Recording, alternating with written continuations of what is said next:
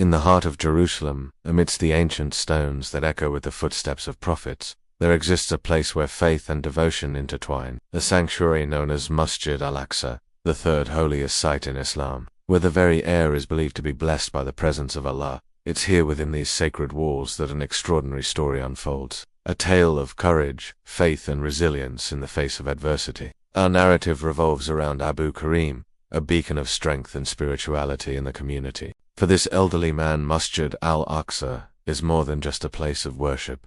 It's a second home. Every evening during the holy month of Ramadan, Abu Kareem could be found among the faithful, his heart brimming with devotion as he partakes in the nightly congregational prayers known as Tarawih. Among the sea of faces, there's a young boy named Omar, his eyes shining with innocence and curiosity as he listens attentively to the words of the Quran being recited. Little does he know that the night will take an unexpected turn, forever etching itself into his memory. The 15th night of Ramadan arrives, and Abu, with his white beard flowing like a gentle waterfall, makes his way to the mosque. The atmosphere is charged with anticipation. Tonight, the Tarawih prayers are not just a spiritual ritual. They're a testament to faith. The air hums with the voices of thousands reciting the Quran, their words blending into a harmonious symphony of devotion. The tranquility of the night is broken only by the soft whispers of those lost in prayer. Even the stars seem to pause their celestial dance, lending their silent support to the spectacle unfolding below. Amidst this serene backdrop, Abu Kareem finds solace in the familiar surroundings of the mosque. It's been his sanctuary since his youth, a place where he has witnessed countless prayers answered and hearts mended. Tonight, as he kneels down to perform his prayers, he can't help but feel a profound sense of gratitude. He turns to the boy beside him, his eyes twinkling with affection, and whispers, "You are indeed blessed, young one, to be praying in the very spot where the prophets themselves once stood." The boy, oblivious to the weight of these words, returns a shy smile, his attention fully focused on the prayer before him. As the night deepens, Abu Kareem's thoughts drift back to the early days of his youth, when he first began praying at Al-Aqsa.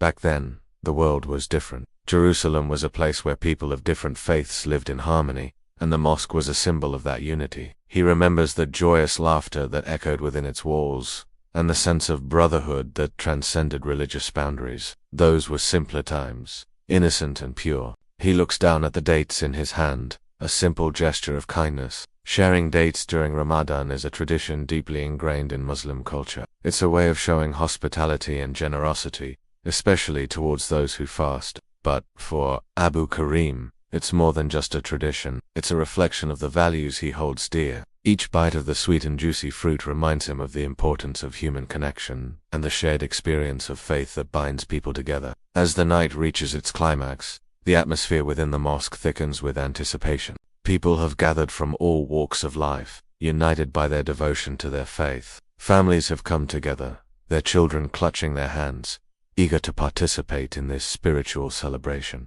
Young men stand shoulder to shoulder, their voices rising in unison during the prayers, while the elderly, their faces etched with wisdom and age, find comfort in the familiar rituals that have become the rhythm of their lives. But little do they know that their peaceful gathering is about to be shattered. A sudden commotion erupts outside the mosque, causing ripples of concern to spread through the crowd. Whispers quickly turn into murmurs as people begin to exchange uneasy glances. Then, in a blink, everything changes. The tranquility of the night is replaced by chaos and fear. The doors of the mosque, which have stood as symbols of sanctuary for centuries, are now violently burst open. Armed Israeli soldiers storm in, their presence a stark contrast to the serenity that once prevailed. Stun grenades are thrown, exploding into a thick cloud that fills the air with a pungent odor, leaving behind a burning sensation that stings the eyes and lungs. The once peaceful space transforms into a battleground, a scene straight out of a nightmare. Men shout in terror, their voices echoing the pain and confusion that grip their hearts. Women weep,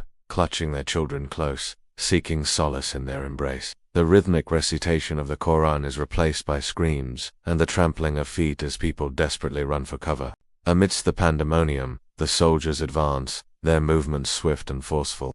They break into the prayer halls, shattering the sanctity of the place. The sight before them, hundreds of men, women, and children, huddled together, seeking refuge. Some prostrating themselves in the fetal position, trying to shield their heads with their hands. Amid the chaos, Abu Kareem stands resolute, his gaze fixed on the soldiers who disturb the sanctity of the mosque. He raises his hands, his voice echoing with authority, demanding an explanation for their violent intrusion. But his pleas fall on deaf ears. In the midst of the turmoil, he is struck by a rubber bullet near his left eye. He falls to the ground, collapsing beside the very carpet where he has prayed for decades. Pain courses through his body, blurring his vision, yet he remains steadfast. Even in his pain, he can't help but utter a quiet La ilaha illallah as he bleeds profusely onto the sacred floor. Despite the searing pain and the darkness that threatens to consume him, Abu Kareem refuses to abandon his post. His commitment to his faith and his unwavering belief in justice drive him to stay, even as the night descends into darkness.